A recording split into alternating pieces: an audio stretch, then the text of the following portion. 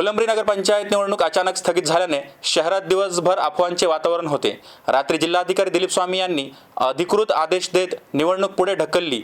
या प्रकरणावर भाजप जिल्हाध्यक्ष आणि नगराध्यक्ष पदाचे उमेदवार सुहास शिरसाट यांनी पत्रकार परिषदेत प्रतिक्रिया देताना निवडणूक पुढे ढकलण्यामागे महाविकास आघाडीच्या उमेदवारांचा अज्ञानपणा कारणीभूत आहे असा आरोप केला आहे। या पत्रकार परिषदेला उत्तम ढोके, योगेश मिसाळ, मनोज मुळे, देवीदास ढगारे, पंडित नागरे, बाबासाहेब शिंगारे, संतोष जाधव, अजय शेरकर, रवी काथार, साखेर पटेल उपस्थित होते। निवडणूक सुरू असताना आणि प्रचार बंद होण्याची वेळ आलेली असताना निवडणूक आयोगाने ही निवडणूक स्थगिती दिली आणि पुढच्या तारखा त्यासाठी निवडणुकीच्या मतदानासाठी दिलेल्या आहेत।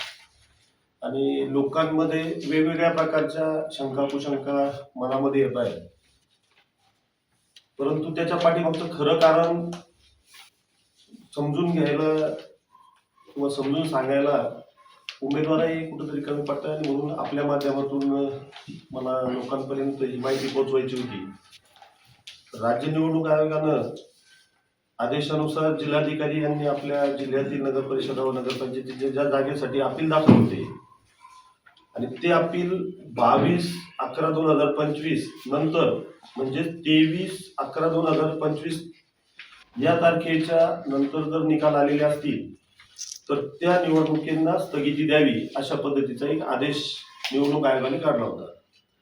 फुलंब्री नगरपंचायतीच्या संदर्भामध्ये 21/11/2025 रोजी निकेत राजेंद्र ठोंबरे यांनी न्यायालयात अपील केले होते। याचे कारण असं होतं की राजेंद्र गंगाधर ठोंबरे जे उबाठाचे उमेदवार होते यांच्या अर्जासोबत जोडलेल्या एबी फॉर्ममध्ये पर्यायी उमेदवार म्हणून निकेत राजेंद्र ठोंबरे यांचं नाव जोडलेलं होतं आणि आयोगाच्या नियमानुसार राजेंद्र गंगाधर ठोंबरे यांचा अर्ज पात्र झाला व नियमाप्रमाणे पर्यायी जो उमेदवार असतो तो निकेत राजेंद्र ठोंबरे हे अपात्र ठरले। यांनी या प्रकरणी निवडणूक आयोगाच्या नियमाची कुठलीही चौकशी केली नाही, त्याच्यात बघितलं नाही आणि त्या अज्ञानातून यांनी पुन्हा कोर्टामध्ये त्या अपात्रतेच्या विरुद्ध कोर्टामध्ये न्याय मागण्यासाठी ते गेले। परंतु कोर्टाने सुद्धा निवडणूक आयोगाच्या नियमाप्रमाणे त्या अर्जाला अपात्रच ठरवले। परंतु झालं असं की तो निर्णय देत असताना 25 तारखेला तो निर्णय दिला गेला आणि म्हणून निवडणूक आयोगाच्या त्या नियमामुळे की ज्या न्यायालयीन प्रक्रिया होत असेल आणि ती न्यायालयीन प्रक्रिया पूर्ण झाल्यानंतर त्या वार्डातील किंवा त्या उमेदवारांना अर्ज मागे घेण्यासाठी साधारणतः 3 दिवसाचा अवधी दिला गेला पाहिजे। त्या नियमाप्रमाणे तो काळ पूर्ण होत नव्हता, त्याच्यामुळं निवडणूक ही पुढे ढकलली गेली।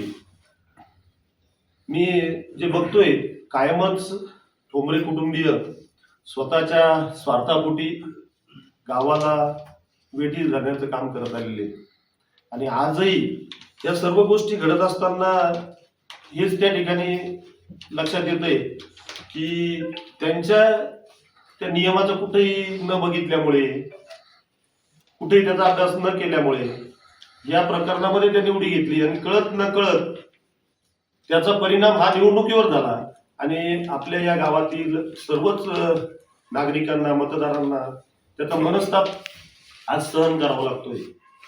तर मी या सर्व मतदारांना विनंती करेल, आपल्या माध्यमातून विनंती करेल की निवडणूक ही रद्द झालेली नाही, फक्त पुढे ढकलली गेलेली आहे।